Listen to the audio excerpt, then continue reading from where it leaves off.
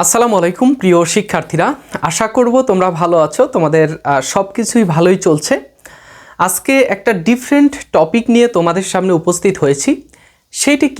সেটি তোমরা থাম্বনেইলে দেখেছো অথবা ক্যাপশনে দেখেছো যে শিক্ষার্থীরা আসলে বিশ্ববিদ্যালয়ে চান্স পাওয়ার পরে অথবা সামনে চান্স পাবে, এখন থেকেই পড়াশোনা করছে, অথবা ইন্টারমিডিয়েট লেভেলে যারা রয়েছে তারা অনেকেই চিন্তা করে যে আমার বড় ভাই, আমার পরিচিত, আমার বড় বোন অথবা যে কেউ ওই বিশ্ববিদ্যালয়ে পড়াশোনা করে, ওই সাবজেক্টে পড়াশোনা করে, তো আমি ওই সাবজেক্টে ওই বিশ্ববিদ্যালয়ে পড়াশোনা করব।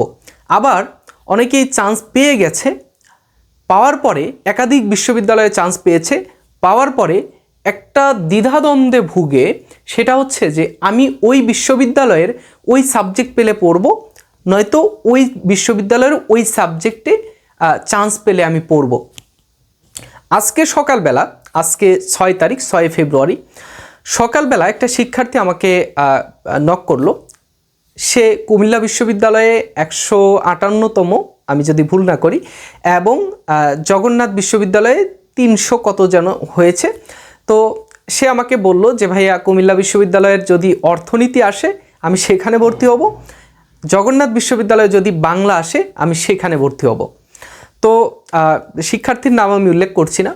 তো এরকম হাজারো শিক্ষার্থী প্রতি বছর দ্বিধাদ্বন্দ্বে ভুগে এবং দিন শেষে সাবজেক্ট চয়েস, বিশ্ববিদ্যালয় চয়েসের ক্ষেত্রে খুবই সমস্যার সম্মুখীন হয় এবং দিন শেষে একটা তার বিপক্ষে একটা সাবজেক্টে সে পড়াশোনা করে, তার বিপক্ষে একটা বিশ্ববিদ্যালয়ে সে পড়াশোনা করে, এবং দিন শেষে এই যে প্রত্যেক বছর বিশ্ববিদ্যালয় থেকে কত শত এর আশেপাশে শিক্ষার্থী সুইসাইড অ্যাটেম্প করে। এবং আমার নিজের অভিজ্ঞতা থেকে আমি যদি বলি যে জগন্নাথ বিশ্ববিদ্যালয় এখন পর্যন্ত প্রতি বছর 5-6 জন জবিয়ান সুইসাইড অ্যাটেম্প করে। তো এই যে সমস্যা, এই সমস্যা সমাধান কোথায়?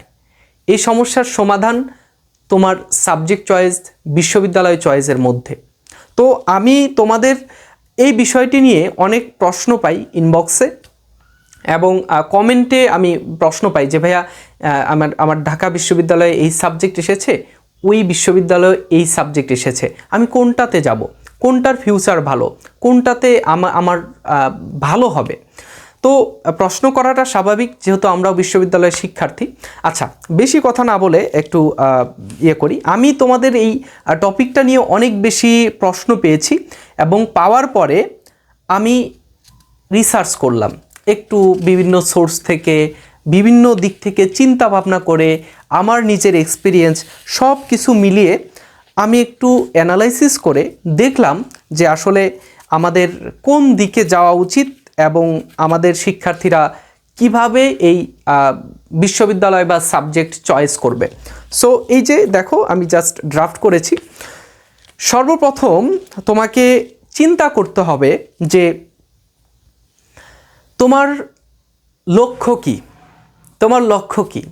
তুমি কি দেশের মধ্যে থেকে কোনো কেরিয়ার ডেভেলপ করবা, নাকি দেশের বাইরে গিয়ে তোমার সেখানে সেটেল হবা? অথবা এখানে দুইটা বিষয় আছে, যে অনেকেই দেশের বাইরে যায়, সেখানে পড়াশোনার জন্য যায়, গিয়ে আবার দেশে ফিরে একটা ভালো কেরিয়ার গঠন করে। আবার অনেকেই আছে যে একেবারে অনির্দিষ্টকালের জন্য দেশের বাইরে সে সেটেলমেন্ট পেয়ে যায়, সেখানে ফ্যামিলি বা অন্যান্য যা কিছু আছে সব কিছু তার সেইখানে।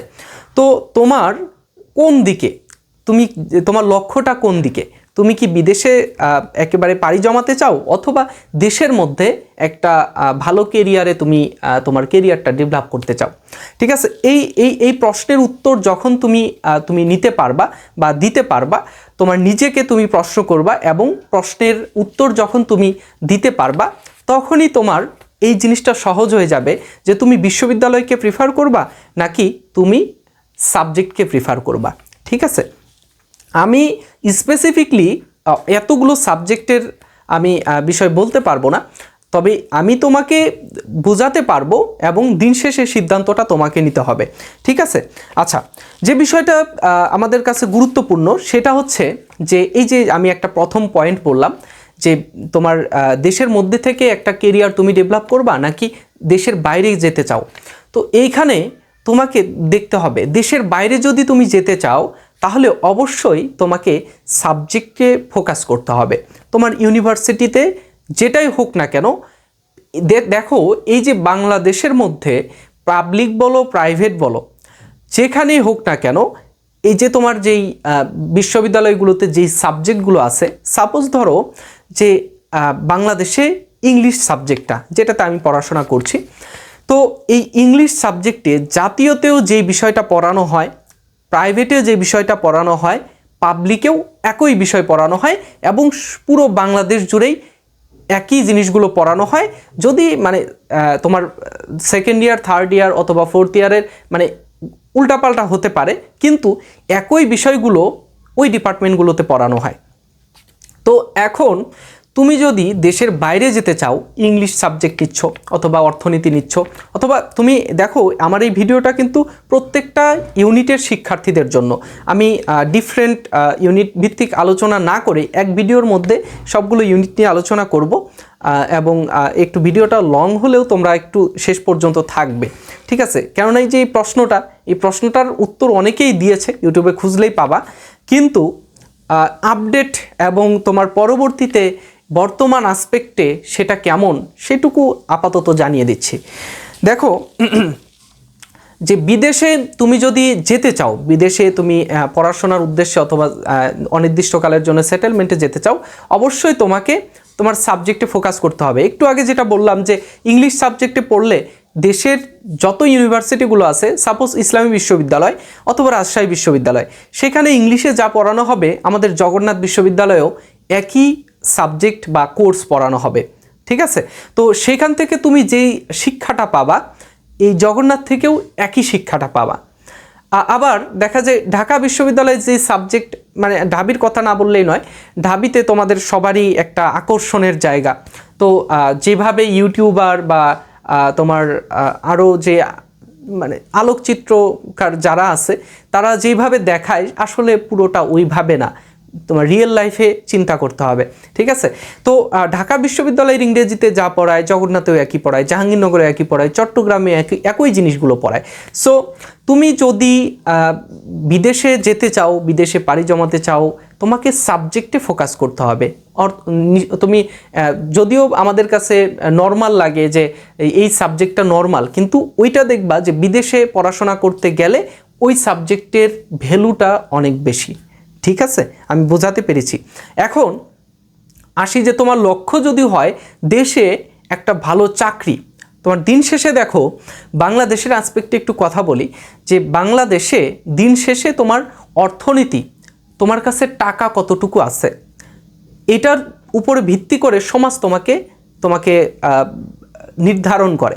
তুমি আজকে বিয়ে করতে যাও, সাপোজ আমি তোমাকে বলি, তুমি যদি ছেলে হয়ে থাকো, যেটা আমি ফেস করি বা করেছি, তো তুমি যদি আজকে বিয়ে করতে যাও, তোমাকে প্রথমেই জিজ্ঞেস করবে তোমার চাকরি কি, তোমার কেরিয়ার কি, তোমার যে ইনকাম সোর্স কি, এটা জিজ্ঞেস করবে। তুমি নির্বাচনে দাঁড়াইলেও তোমাকে বলবে যে তোমার যে এত টাকা আছে, তোমার ইনকামের সোর্স কি। হাসনাত আবদুল্লাহর 50 লক্ষ টাকা, তো 50 লক্ষ টাকার সোর্স কি? যাই হোক, এটা তার কেরিয়ারকে নির্ধারণ করে একটা সমাজ, রাষ্ট্র, তারপরে হচ্ছে তোমার কালচারাল বলো, যেখানেই বলো না কেন, অর্থনীতিটা সব জায়গায় ইম্পর্টেন্ট।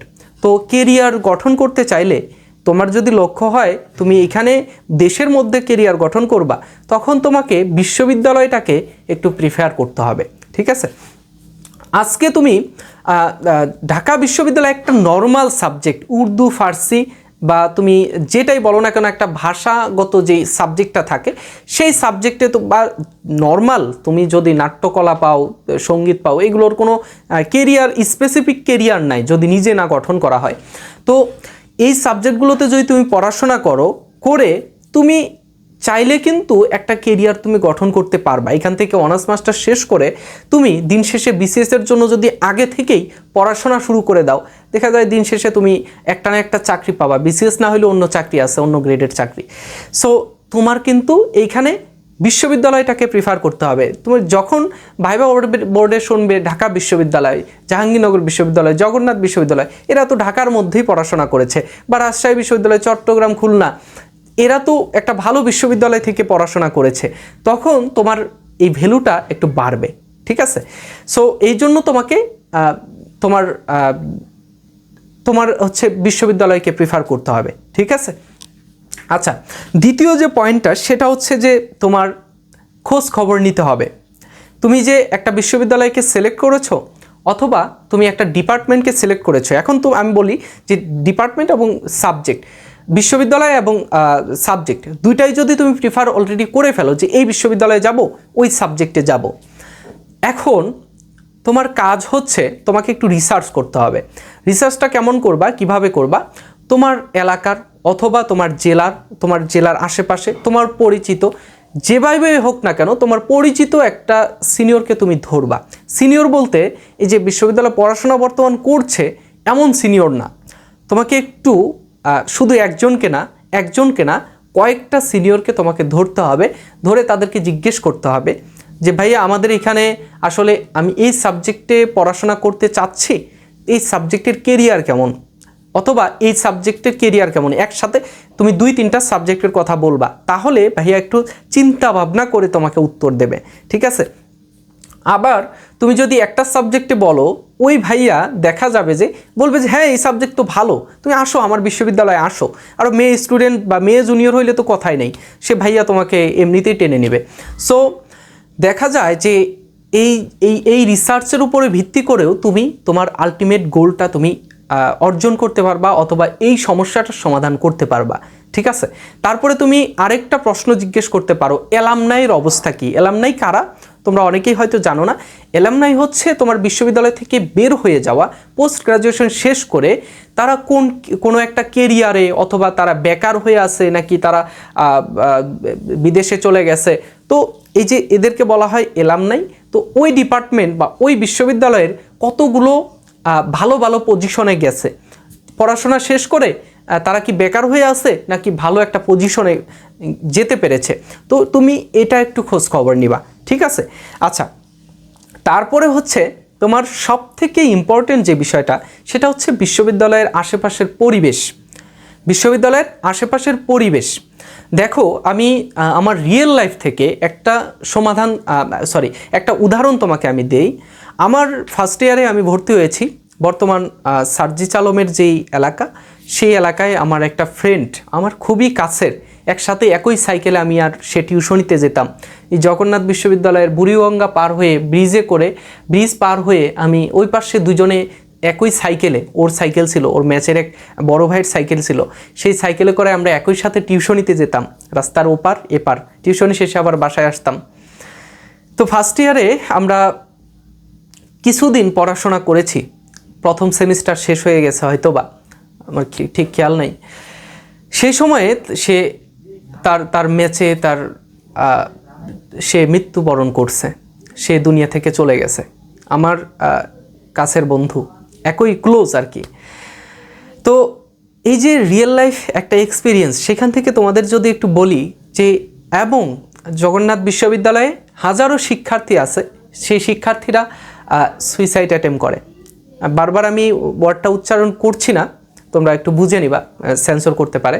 সো জগন্নাথ বিশ্ববিদ্যালয়ে এমন অনেক হয়েছে, হয়তোবা তাদের ডিপ্রেশন, ফ্যামিলির চাপ, কেরিয়ার নিয়ে টেনশন, প্রেমে ব্যর্থ, অথবা কোনো কারণে তাদের এই সমস্যাটা হয় এবং তারা আত্মহননের দিকে চলে যায়।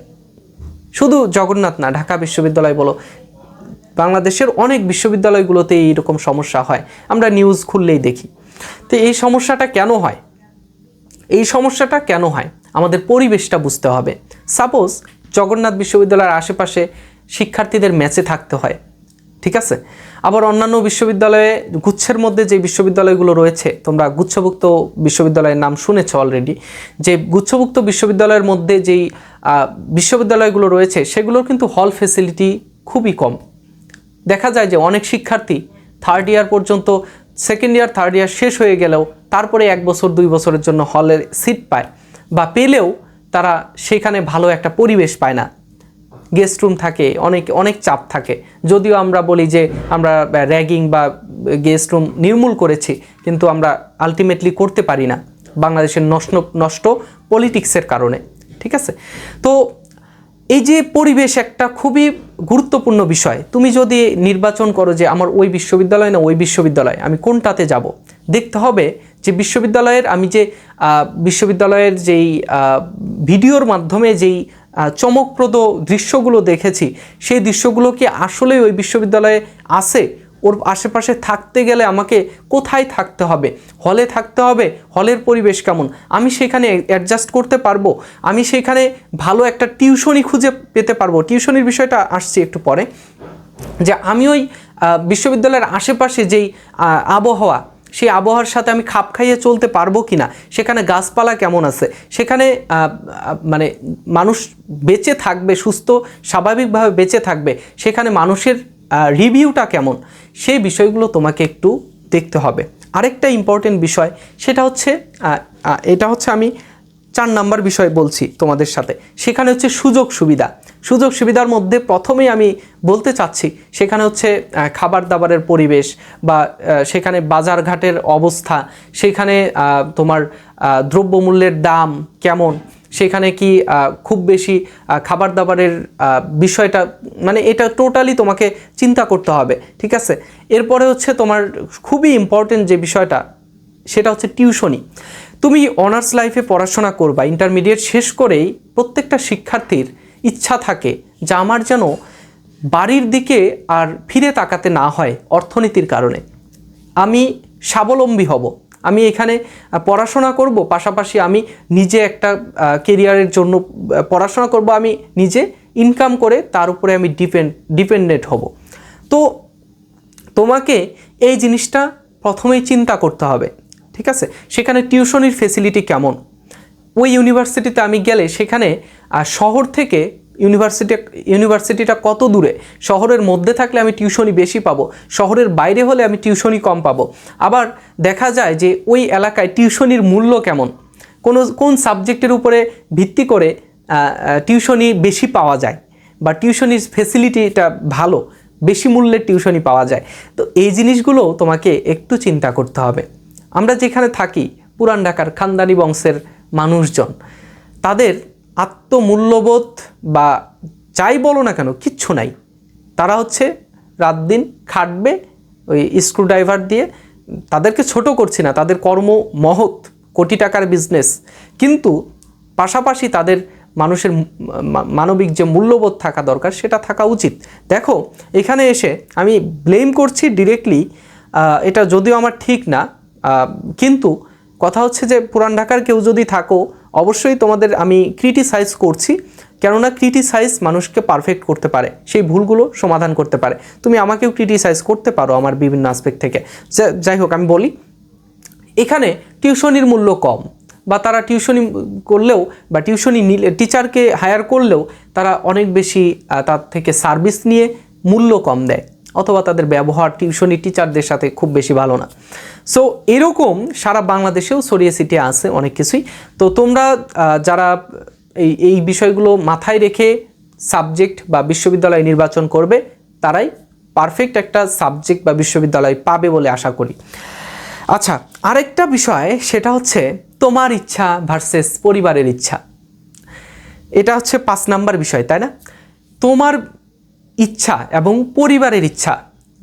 তুমি কোনো এক বিশ্ববিদ্যালয়ে তোমার পড়তে ইচ্ছা হচ্ছে, তোমার পরিবারে শিক্ষিত মানুষজন অথবা তোমার বাবা মা, দেখো ঢাকার মধ্যে যারা থাকে অধিকাংশই ধনিক শ্রেণীর বাবা মা, তারা চায় যে ঢাকার মধ্যেই আমার ছেলে মেয়ে পড়াশোনা করুক, যে সাবজেক্টই হোক না কেন, যে কোনো একটা ইউনিভার্সিটি হইলেই হলো। তো তাদের ইচ্ছা হচ্ছে একটা ফেসিলিটি এখান থেকে পাবে।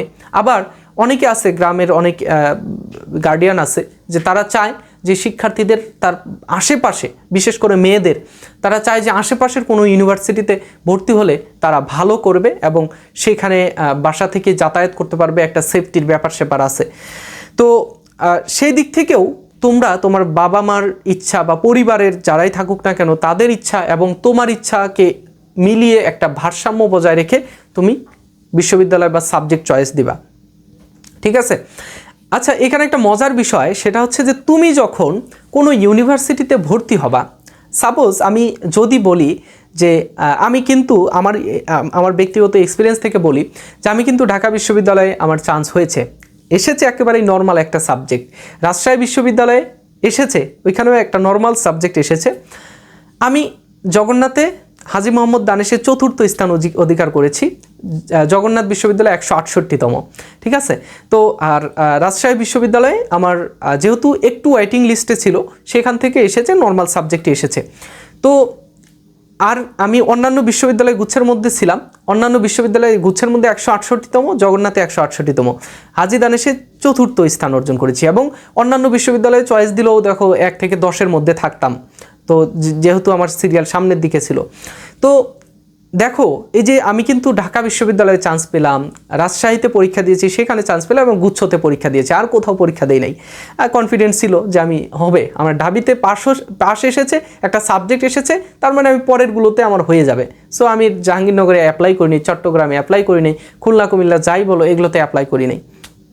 আচ্ছা, তো এই যে আমি কিন্তু চান্স পেয়েছি কয়েকটা জায়গায়।